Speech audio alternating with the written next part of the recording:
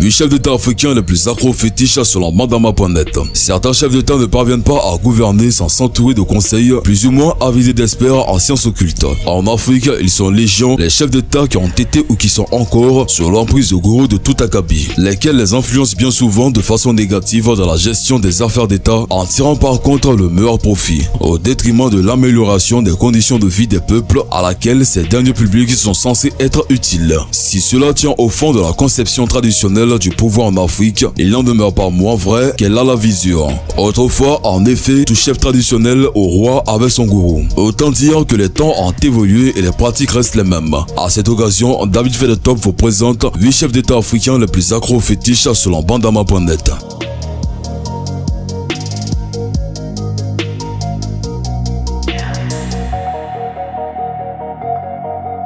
Idriss Déby. Avant d'arriver au pouvoir, le président Idriss Déby était déjà abonné au marabout. C'est bien l'an 2 qui lui a prédit qu'il allait devenir président de la République du Tchad.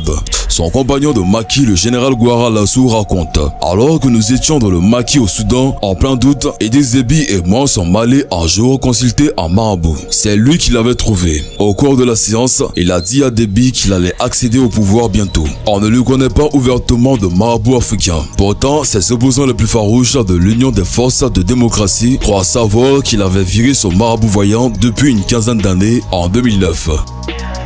Blaise Compaoré. À ses débuts, le président Blaise Compaoré était l'un de ceux qui ont compté de nombreux marabouts de diverses nationalités à leur service. Mais aujourd'hui, son meilleur ami conseiller, Moustapha Chafi, semble avoir éclipsé tout le monde. Il faut dire que le richissime homme d'affaires mauritanio-nigérian lui rend d'éminents services pour qu'un autre puisse lui porter ombrage. Moustapha Chafi, qui est pourtant un homme d'apparence affable et simple, omniprésent dans l'entourage de plusieurs chefs d'État d'Afrique de l'Ouest, sa discrétion contracte largement avec son influence. Muammar Kadhafi. L'ex-guide libyen Muammar Kadhafi se méfiait beaucoup des marabouts blancs. Il avait certes des amis dans le milieu politique occidentaux, mais pas autant de conseillers occultes qu'on en rencontre dans les couloirs des palais présidentiels en Afrique noire. Il ne servait pas seulement des têtes couronnées d'Afrique pour assouvir ses ambitions mégalomaniaques. Muammar Kadhafi était aussi très soucieux d'échapper aux tentatives de renversement de son régime et de conserver son pouvoir par tous les moyens. Ainsi, certains chefs traditionnels africains, dont le seul souci était de lui soutirer plus d'argent possible, ne se sont pas fait prier de lui vendre tous les boniments à leur disposition. Avant le déclenchement de la révolution libyenne, il aurait été soi-disant doté de pouvoirs mystiques par des marabouts. Ils étaient censés le rendre invulnérable aux balles. La suite des événements, avec sa capture et son assassinat, a prouvé néanmoins qu'il ne s'agissait que d'une arnaque pure et simple. Abdoulaye Wade. À ses compagnons des années 1974 à 1980 de Guidjawai et Pikine qui sont venus lui demander de faire attention à ce qui est arrivé au président tunisien Zine El Abidine Ben Ali, le président Abdoulaye Wade a répondu: ceux qui pensent que cela peut m'arriver rêvent. Ils sont des méchants et des jaloux, mais qu'ils sachent que mes marabouts sont plus forts que les leurs. Ce qui en dit déjà long sur ses rapports avec les marabouts. La stratégie de conquête de conservation du pouvoir du président Abdoulaye Wade était basée sur le maraboutage, que ce soit ceux qui sont versés dans la religion ou ceux qui sont censés détenir des pouvoirs surnaturels. Pour de nombreux Sénégalais, c'est sous sa présidence que le pays est entré en plein pied dans l'instrumentalisation des marabouts. Tant qu'ils servaient ses intérêts, il les choyait, mais dès qu'ils se montraient récalcitrants, il les vouait aux gémonies. Comme un papillon, Abdoulaye Wade a ainsi volé de marabout en marabout.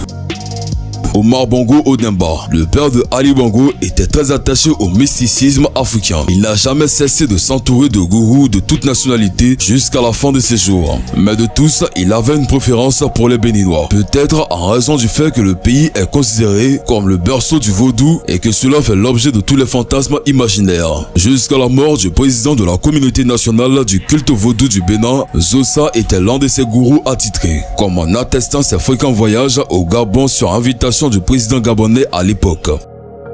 Séni Kountché. Au Niger, Amadou Amaru dit Bankono, qui était le marabout du président Séni Kountché, avait beaucoup de pouvoir mystique. Le journaliste Francis Patinde écrivait à son propos: autodidacte souvent drapé dans de grands boubous blancs, la tête enveloppée d'un turban immaculé, les yeux dissimulés derrière d'éternelles lunettes noires, un chapelet à la main et le Coran sous le bras, Bankono n'était qu'un simple planton lorsqu'il fit la connaissance du futur président Kountché en 1969. L'homme qui est devenu le marabout de Séni Kountché avait réussi à embrigader le président de la République qu'il s'est construit en empire économique. Les affaires de Bankono étaient si prospères qu'il pouvait se permettre de corrompre une panoplie de fonctionnaires et d'officiers en leur distribuant des liasses de billets de 50 à 500 000 francs CFA tous les samedis à son domicile. En 1983, l'ancien garde-cercle, ancien planton devenu marabout et richissime homme d'affaires, a jugé qu'il pouvait lui aussi assurer les hautes charges de l'État et devenir président de la République. Il tenta alors un coup d'État sans succès qui précipita sa déchéance.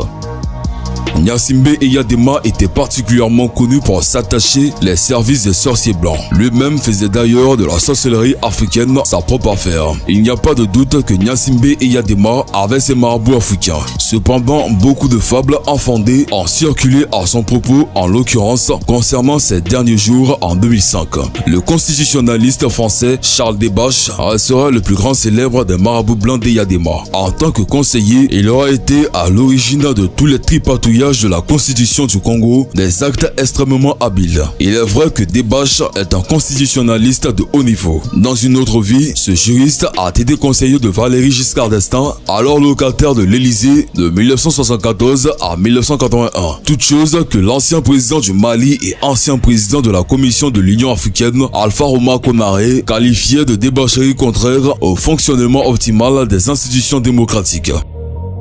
Mathieu Kérékou. Au lendemain de l'agression armée dirigée contre le régime marxiste-léniniste du Bénin par le mercenaire français Bob Denard en 1979, le président Mathieu Kérékou avait jugé bon de devoir s'attacher au service d'Angourou. Ainsi atterri au Bénin, le marabout malien Mohamed Cissé. Les Béninois se souviennent toujours du reste du marabout malien, conseiller occulte et vrai patron de la sécurité présidentielle. Il régna en maître sur le pays pendant des années. Ce prestigateur analphabète usait ainsi de son influence auprès du président Mathieu Kérékou pour décider de qui devrait être nommé ministre ou directeur général de telle ou telle autre société. Surnommé le djinn, il connaîtra finalement un triste sort quand le peuple béninois se révolta et exigea la démocratie à la fin des années 1980. Ayant compris fort tardivement qu'il avait abusé pendant des années, le président Mathieu Kérékou ne se fit pas faute de lancer un mandat d'arrêt international contre son marabout Mohamed Cissé. Arrêté en Côte d'Ivoire, avec l'aide du président ivoirien Félix Houphouët-Boigny, il fut jeté à la prison civile de Porto Novo au Bénin. Il est difficile, voire impossible pour un chef d'État de faire table rase de certaines croyances ancestrales